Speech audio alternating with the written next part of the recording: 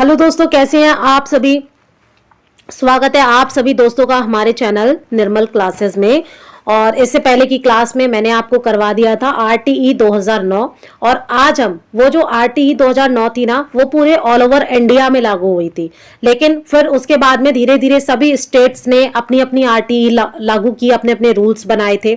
जिसके अंदर कहा गया था कि धारा 38 के अंदर आपने पढ़ा था, अगर आपने पूरी क्लास देखी है तो धारा 38 में एक आ गया था कि जब किसी अधिकार मतलब कि किसी भी स्टेट को अगर शिक्षा के क्षेत्र में अपना कोई नया नियम बनाना है तो वो धारा 38 के तहत अपने निजी हितों को वहां पर इन्वॉल्व कर सकता है। तो राजस्थान ने ऐसा ही किया। राजस्थान ने निशुल्क एवं अनिवार्य बाल शिक्षा का अधिकार अधिनियम 2011 लॉन्च किया। ठीक है, तो इसी के बारे में आज की क्लास में हम पढ़ने वाले हैं। और ये आपके लिए है ना, दोनों, चाहे वो L1 ले रहे हो, L2 लिया हो, सबके लिए मतलब ये सबसे बेनिफिट क्लास रहने वाली है, क्योंकि ये हम 2011 आरटीई एक्ट जो है वो राजस्थान वालों का पढ़ रहे हैं। और रीट में इसके पूछे जाने की संभावना 110% है।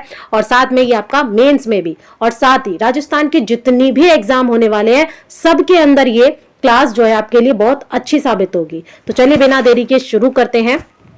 यहां पर है नाम। ठीक है, नाम क्या है? तो राजस्थान निशुल्क एवं अनिवार्य बाल शिक्षा का अधिकार अधिनियम 2011। ठीक, देखते जाइएगा, सुनते जाइएगा। और अगर क्लास अच्छी लगे और चैनल पर अगर आप नए हैं तो बेल आइकन को ऑन करके सब्सक्राइब कर लीजिए। बेल आइकन को ऑन करने का फायदा ये होता है दोस्तों की नोटिफिकेशन आपको समय पर मिल जाता है। आज भी आपने अगर देखा हो चैनल पर, आप कंटिन्यू क्लासेस चल रही है और जो बच्चे तैयारी कर रहे हैं ना वो कंटिन्यू क्लासेस ले भी रहे हैं। नोट्स अगर आप बनाना चाहते हैं तो आप बना सकते हैं, ज्यादा इसके अंदर मटेरियल नहीं है। नोट्स बनाएं और अपने हाथों से जब लिख कर आप पढ़ते हैं ना तो आप उन लोगों के मुकाबले ज्यादा अच्छे से याद रखते हैं और ज्यादा अच्छे से पढ़ पाते हैं जो लोग नोट्स नहीं बनाते हैं। तो याद रखिएगा, अगर आपको नोट्स बनाने हैं तो डेफिनेटली आप नोट्स जरूर बनाइए, क्योंकि ये आरटीई 2011 बहुत ही ज्यादा इंपॉर्टेंट हो जाता है आपके टीचर एग्जाम के लिए, जो कि राजस्थान का कोई भी टीचर एग्जाम हो वहां पर यह पूछा जाना संभव है। ठीक है, अगला देखिए। राजस्थान सरकार के द्वारा अधिसूचना जारी की गई थी 29 मार्च 2011 को, और उसी दिन इन्होंने 29 मार्च 2011 को लागू भी कर दिया।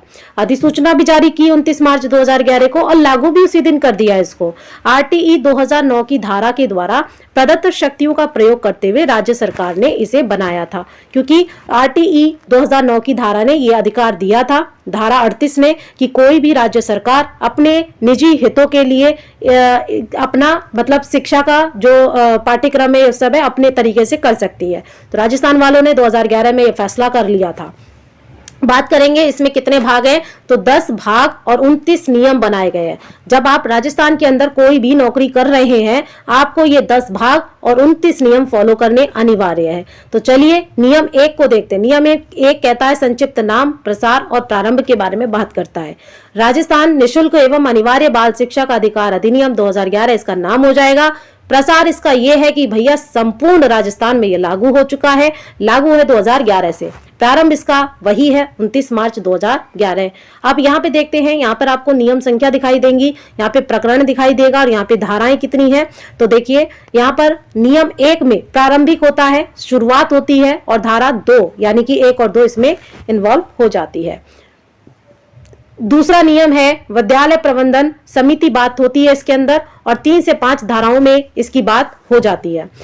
अगला है नियम 3, उसके अंदर निशुल्क और अनिवार्य शिक्षा का अधिकार अधिनियम आता है और 6 धारा इसके अंदर आ जाती है। राज्य सरकार और स्थानीय प्राधिकारी के नियम आते हैं 7 से 9 धारा में। विद्यालय और अध्यापक के उत्तरदायित्व आते हैं 10 से 15 धारा में। अध्यापक आते हैं 16 से 21 धारा में। पाठ्यचर्या और प्रारंभिक शिक्षा पूरा होना ये 22 और 23 धारा में है। शिकायत निवारण के लिए 24 और 25 धारा है। बाल अधिकारों के संरक्षण के लिए 26 और 28 धारा है, और प्रकीर्ण के लिए 29 धारा है। तो धाराएं कितनी हो गई? 29। भाग कितने हो गए? नियम कितने हो गए आपके पास में? यहाँ पर अभी हमने पढ़े थे ना कि कितने हैं नियम आपके पास, 29 हो जाने हैं, और ये जो धाराएं हैं वही आपके नियम है। और भाग कितने हैं, तो भाग 10 है। ठीक है, अगला चलिए पढ़ते हैं। भाग 1 क्या कहता है, प्रारंभिक परिचय की बात करता है भाग 1, और नियम लगता है इसमें 2। ठीक है, तो नियम 1 नहीं है, नियम 2 लगता है। परिभाषाएं दी गई हैं, जैसे अधिनियम क्या होता है, तो निःशुल्क और अनिवार्य बाल शिक्षा का अधिकार अधिनियम 2009 यानी 2009 की धारा 35 में है। अधिनियम क्या होता है, तो वो 2009 की धारा 35 में बताया गया है कि अधिनियम क्या होता है। ठीक है, आंगनवाड़ी क्या होता है, तो भारत सरकार के महिला और बाल विकास मंत्रालय की एकीकृत बाल विकास सेवा स्कीम के अधीन स्थापित कोई भी आंगनवाड़ी से लगाया जाता है। ठीक है, ब्लॉक प्रारंभिक शिक्षा अधिकारी यानी कि CBEO क्या होता है, तो ये किसी ब्लॉक में प्रारंभिक शिक्षा के लिए प्रभारी अधिकारी होता है। अगला निदेशक या आयुक्त क्या होता है, तो SSA से राजस्थान प्रारंभिक शिक्षा परिषद का ये प्रमुख होता है। तो राजस्थान SSA से राजस्थान प्रारंभिक शिक्षा परिषद का प्रमुख कौन होता है, निदेशक या फिर आयुक्त होता है। निदेशक प्रारंभिक शिक्षा क्या होती है, तो प्रारंभिक शिक्षा का विभाग का अध्यक्ष कहलाता है। नेक्स्ट देखिए, CDEO क्या होता है, तो किसी जिले में प्रारंभिक शिक्षा का प्रभारी अधिकारी होता है। प्रारंभिक शिक्षा यानी कि जो 1 से लेकर 8 तक की शिक्षा होती है। प्राथमिक शिक्षा क्या है, प्राथमिक विद्यालय क्या है, तो 1 से लेकर 5 तक के विद्यालयों को क्या कहते हैं, हम प्राइमरी स्कूल कहते हैं। ठीक है, और उच्च प्राथमिक विद्यालय एक कक्षा 1 से लेकर 8 तक कहते हैं। यानी आपको पता है ना, 1 से लेकर 5 तक विद्यालय होते हैं और एक होते हैं 1 से लेकर 8 तक विद्यालय। तो ये 1 से 8 तक तो उच्च प्राथमिक होते हैं और 1 से 5 तक प्राथमिक हो जाते हैं। छात्र संचित अभिलेख क्या होता है, तो सतत व व्यापक मूल्यांकन पर आधारित बालक की प्रगति अभिलेख से इसका संबंध है। उसी को जिसके अंदर हम सतत और व्यापक मूल्यांकन बालक का करते हैं, वही अभिलेख छात्र संचित अभिलेख कहलाता है। SMC क्या होता है, तो अधिनियम की धारा 21 के अधीन गठित समिति है, यानी स्कूल मैनेजमेंट कमेटी इसका पूरा फुल फॉर्म हो जाएगा, विद्यालय प्रबंधन समिति। RSCERT क्या है, तो राज्य की घोषित शैक्षिक प्राधिकारी संस्था है। किसी भी डिस्ट्रिक्ट के मतलब किसी भी स्टेट के अंदर SCERT मौजूद है और वो उस स्टेट की क्या है, तो शैक्षिक प्राधिकारी संस्था है, यानी कि सरकारी संस्था है। इसका काम क्या होता है, तो इसका काम होता है अपने राज्य के अंदर कौन से सब्जेक्ट चलाने हैं, कौन से सिलेबस रहने वाला है, कौन सा पाठ्यक्रम पढ़ाना है, कितने सब्जेक्ट बच्चों को पढ़ाने हैं, वो सारी चीजें SCERT ही करता है। अब आता है भाग 2, विद्यालय प्रबंधन समिति की बात होती है, यानी कि SMC की। ठीक है, नियम 3 लग जाता है। SMC की संरचना और कृत्य के बारे में बात होती है। इनका कार्यकाल कितना होता है, तो 2 वर्ष का होता है, याद रखेंगे। और 3 माह में कम से कम 1 बार बैठक अनिवार्य होती है। 3 माह में यानी कि साल में 4 बैठक कम से कम होनी चाहिए। नियम 4 लगता है, कहता है SMC के कार्यकारी समिति है ये। अध्यक्ष रहेगा यहाँ पर अभिभावक। अभिभावक यानी कि बच्चों के माता पिता में से कोई अध्यक्ष होता है और उन्हीं बच्चों के माता पिता में से एक व्यक्ति क्या होता है, उपाध्यक्ष होता है। पदेन सदस्य सचिव रहेगा प्रधानाध्यापक उस स्कूल का। प्रत्येक माह में कम से कम 1 बैठक अनिवार्य होती है। तो आप लगा लीजिए 12 महीने में 12 बैठक अनिवार्य है। ठीक है, क्योंकि 1 महीने में 1 बैठक होना अनिवार्य है। गणपूर्ति कितनी रहेगी, तो 1/3 रहेगी, या फिर 100 में से 33 लोगों का आना उस दिन जरूरी होता है। ठीक है, अगला देखेंगे नियम 5 क्या कहता है, विद्यालय विकास योजना तैयार करना। विद्यालय विकास योजना 3 वर्षीय योजना होती है। विद्यालय विकास योजना कितने वर्षीय योजना होगी, तो 3 वर्षीय योजना होगी, जिसके अंदर 3 वार्षिक उप योजनाएं चलाई जाएंगी। यानी योजना 3 साल के लिए है और इसके अंदर भी 3 योजनाएं 3 साल तक चलाई जाएंगी, यानी कि 9 योजनाएं यहाँ पर चलाई जाती हैं 3 साल के अंदर। अगला देखिए, विद्यालय विकास योजना पर विद्यालय प्रबंधन समिति के अध्यक्ष, उपाध्यक्ष और सदस्य सचिव के हस्ताक्षर किए जाते हैं और उसे उस वित्तीय वर्ष के अंत में पूर्व CBEO को प्रस्तुत किया जाता है। ठीक है, अगला देखिए, भाग 3 शुरू होता है। निःशुल्क और अनिवार्य शिक्षा का अधिकार दिया गया है।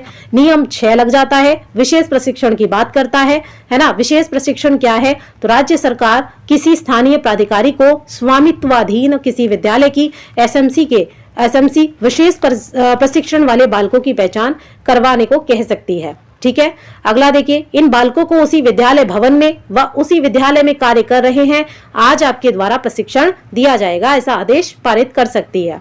इस प्रशिक्षण की अवधि जो है वो न्यूनतम 2 माह तक और अधिकतम जो रहेगी वो 2 वर्ष तक रहेगी, है ना। अगला देखेंगे भाग 4। भाग 4 है राज्य सरकार और स्थानीय प्राधिकारी के कर्तव्य व उत्तरदायित्व क्या है, तो नियम 7 कहता है आसपास का क्षेत्र और सीमाएं। ठीक, कक्षा 1 से 5 तक का जो स्कूल है वो 1 किलोमीटर में रहेगा विद्यालय उसका, तथा 6 से 8 तक 2 किलोमीटर में विद्यालय होंगे। कक्षा सरकार 1 से 5 तक के विद्यालय को 1 से 8 तक और 6 से 8 तक के विद्यालय को 1 से 8 तक स्थापित करने का प्रयास कर सकती है जरूरी वाले स्थान पर। ऐसे आवास जिनकी कम संख्या यानी न्यूनतम संख्या, कम से कम संख्या जो है, जनसंख्या जो है वो 150 व्यक्ति है और उनके जो बच्चे हैं वो 6 से 11 वर्ष के बच्चे, न्यूनतम 20 बालक है, तो वहां पर 1 से 5 तक का विद्यालय खोला जाएगा। ऐसे आवास जहां पर कम से कम 2 पोषक प्राथमिक विद्यालयों में कक्षा 5 में न्यूनतम कितने बालक हैं, तो न्यूनतम 30 बालक हैं, वहां 6 से 8 तक का विद्यालय स्थापित किया जाएगा। चलिए आगे बढ़ते हैं। ढाणियों या फिर निशक्तता से ग्रस्त बालकों को प्रारंभिक शिक्षा पूर्ण करने के लिए समुचित व सुरक्षित परिवहन का इंतजाम करने का प्रयास करेगी। अगला, सघन जनसंख्या वाले स्थान में 6 से 14 वर्ष के बालकों की संख्या ध्यान में रखते हुए आसपास 1 से अधिक विद्यालय स्थापित कर सकेगा।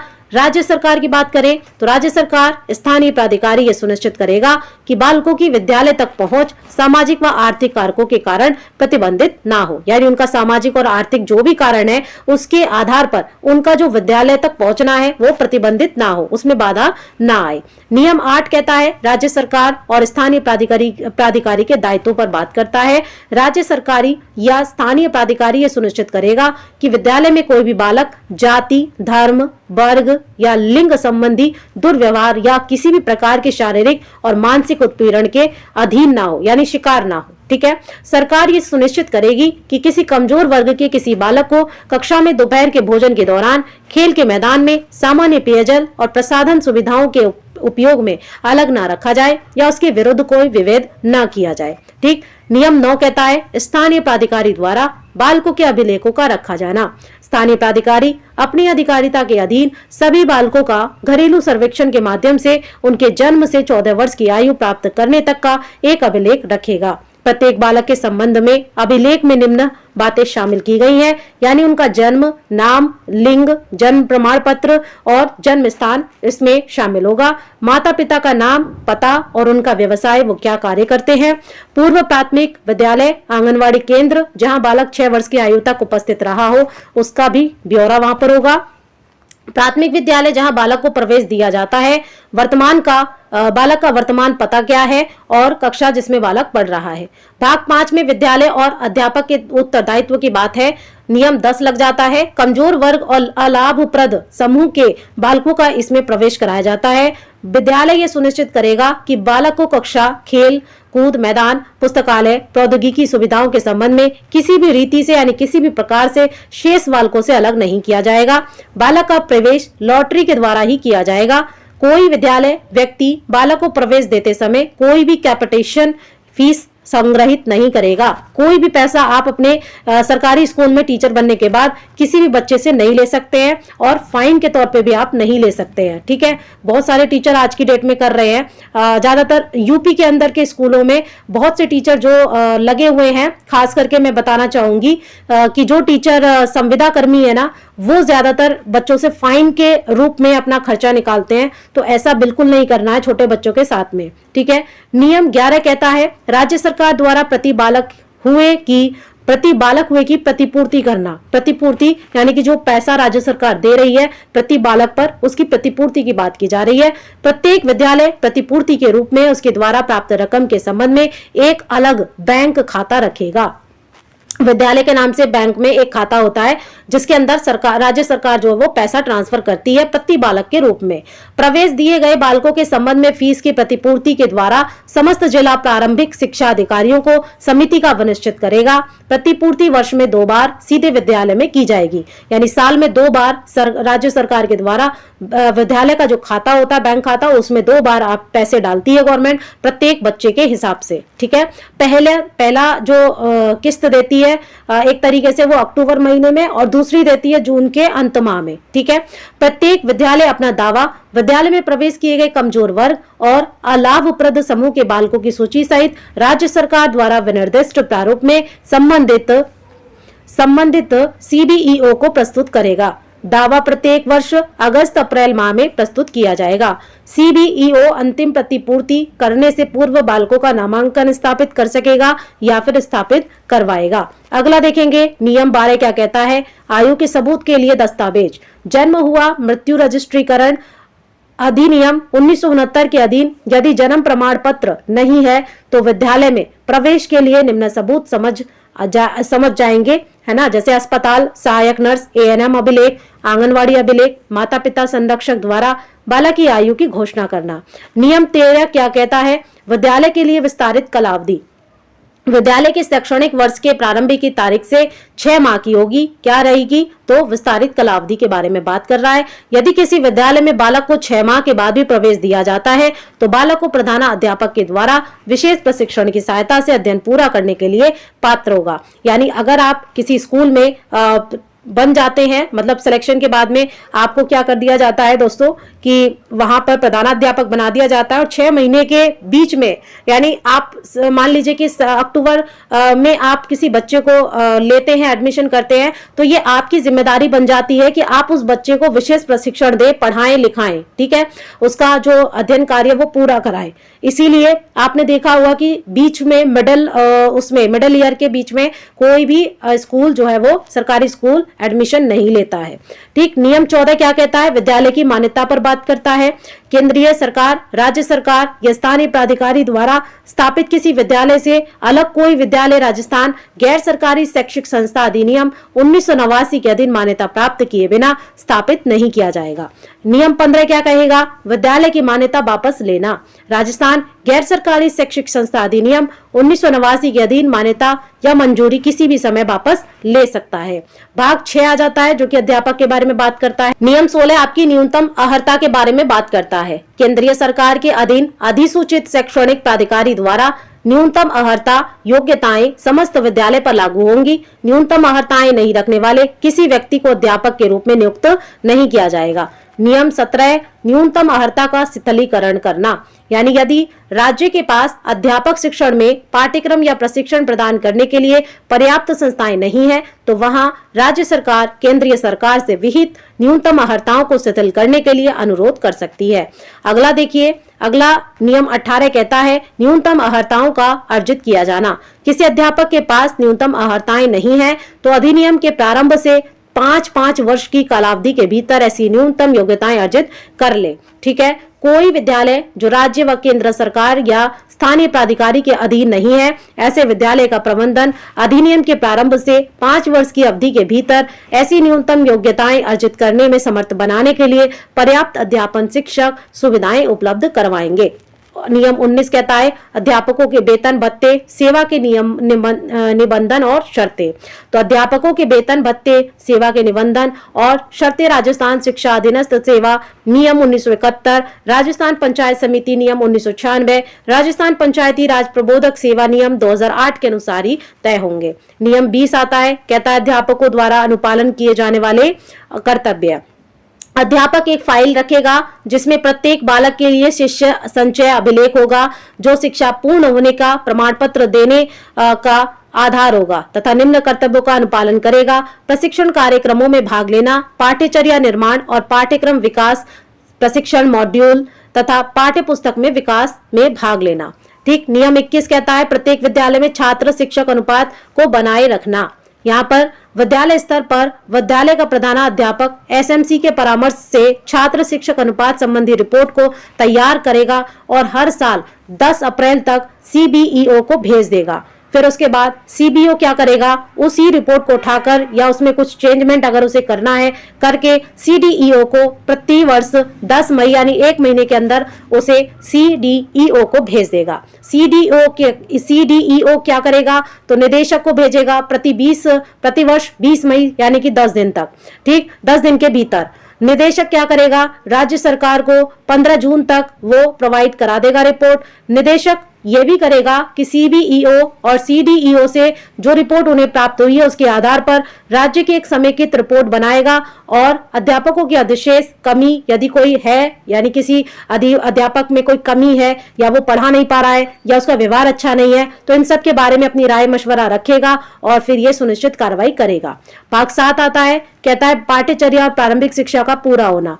नियम 22 के अंतर्गत शैक्षणिक प्राधिकारी की बात की जा रही है। शैक्षणिक प्राधिकारी कौन होगा? तो आयु अनुसार पाठ्यक्रम, पाठ्य पुस्तकों में अन्य शिक्षण सामग्री को तैयार करेगा, वो कौन होगा? शैक्षणिक प्राधिकारी। सतत और व्यापक मूल्यांकन करेगा।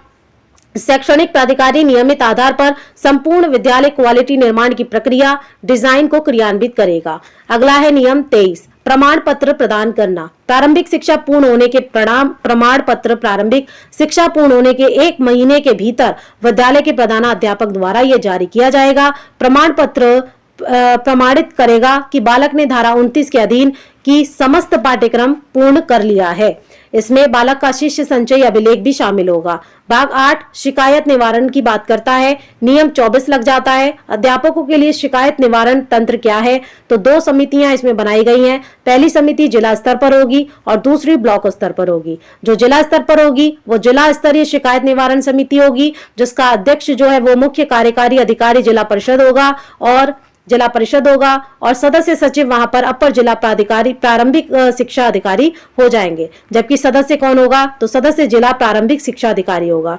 ठीक है, नेक्स्ट देखेंगे जो ब्लॉक स्तर पर होगा अध्यक्ष ब्लॉक शिक्षा अधिकारी होगा, है ना, यानी कि BDO जिसे कहते हैं, है ना, और सदस्य रहेंगे ब्लॉक प्रारंभिक शिक्षा अधिकारी, यहां पर भी सदस्य है और ऊपर वाले में भी। ठीक है, अगला देखेंगे सदस्य सचिव जो है वो आपका अपर ब्लॉक प्रारंभिक शिक्षा अधिकारी रहेगा। अध्यापक अपनी शिकायत ब्लॉक स्तर पर करता है, लेकिन इससे प्राप्त निर्णय से संतुष्ट न होने पर शिकायत जिला स्तर पर कर सकता है। अगला नियम है 25, जिसमें कहा गया बालकों माता पिता की शिकायत का निवारण किया जाएगा, चाहे बालक करे चाहे माता पिता करें। तो शिकायत SMC के अध्यक्ष से ही की जा सकती है। नियम 25 में अध्यक्ष SMC की अनियमित बैठकों में शिकायत में उठाए गए विषयों पर विचार करेगा और उन पर समुचित कार्रवाई भी करेगा। भाग संख्या 9 आती है, बाल अधिकारों का संरक्षण। नियम 26 लग जाता है। राजस्थान राज्य बाल अधिकार संरक्षण आयोग के द्वारा कर्तव्यों का निर्वहन किया जाएगा। राज्य सरकार इनके कर्तव्यों के निर्वहन के लिए एक प्रकोष्ठ गठित कर सकेगी। नेक्स्ट आता है अधिनियम जो है वो 27, राजस्थान राज्य बाल अधिकार संरक्षण अधिनियम के समक्ष परिवादों को प्रस्तुत करने की रीति। राजस्थान राज्य बाल अधिकार संरक्षण आयोग अधिकारों के अतिक्रमण के संबंध में परिवादों के रजिस्ट्रीकरण के लिए एक चाइल्ड हेल्पलाइन की स्थापना कर सकेगा, जो ऑनलाइन मॉनिटर की जा सकेगी। नियम 28 राज्य सलाहकार परिषद का गठन और उसके कार्य क्या होंगे। राज्य सरकार को राय देने के लिए राज्य सरकार एक राज्य सलाहकार परिषद का गठन करेगी, जिसमें एक अध्यक्ष और 14 सदस्य होंगे, जिसमें महिलाएं 1/3 सदस्य के रूप में शामिल होंगी। टोटल 15 सदस्य होंगे और उसमें भी 1/3 महिलाएं होंगी। परिवादों की बैठक की अध्यक्षता अध्यक्ष करेगा। अगर अध्यक्ष उपस्थित होने में असमर्थ है तो वो ऐसी बैठक के लिए परिषद के किसी भी सदस्य का नाम निर्दिष्ट कर सकेगा। बैठक की गणपूर्ति जो होगी वो 50% लोग होने ही चाहिए और समय अवधि लगभग 2 वर्ष में ये होता है। ठीक है, अगला देखेंगे भाग 10, जिसके अंदर है प्रकरण। नियम संख्या 29 लग जाता है, जहां पर शंकाओं का निराकरण किया जाता है। अगर इस नियमों के लागू होने में कोई शंका उत्पन्न हो तो सरकार के शिक्षा विभाग का फैसला अंतिम व बाध्यकारी होगा। तो यहाँ पर हमने राजस्थान के अंदर जो 2011 का RTE एक्ट लागू हुआ है उसके बारे में हमने सब कुछ पढ़ लिया है। इसके बाहर आपका एक भी क्वेश्चन नहीं बनेगा, याद रखिएगा। और अगर आपने इससे पहले के 2009 की RTE की क्लास नहीं ली है तो ले लीजिए, क्योंकि उसके बिना ये समझ में आने वाला बिल्कुल भी नहीं है, है ना। और इसके अंदर क्या है मैंने आपको सब कुछ बता दिया। सारे जितने भी अध्यक्ष है सबके बारे में हमने बात कर ली। टीचर के क्या काम होंगे, बच्चे की क्या शिकायत होगी, कहाँ पर दर्ज करेंगे अध्यापक अपनी शिकायत, या परिवार के जो लोग होंगे अभिभावक होंगे, सब कुछ हमने इसके अंदर डिफाइन कर दिया है। इसके बाद आपको कुछ भी पढ़ने और लिखने की जरूरत नहीं पड़ने वाली है। बस इसी से आपको क्वेश्चंस बनाने होंगे और इसी को आपको अपने नोट्स में उतार लेना है। तो इस क्लास में बस इतना ही। क्लास आपको कैसी लगी कमेंट में जरूर बताइएगा और चैनल को सब्सक्राइब करना बिल्कुल मत भूलिएगा।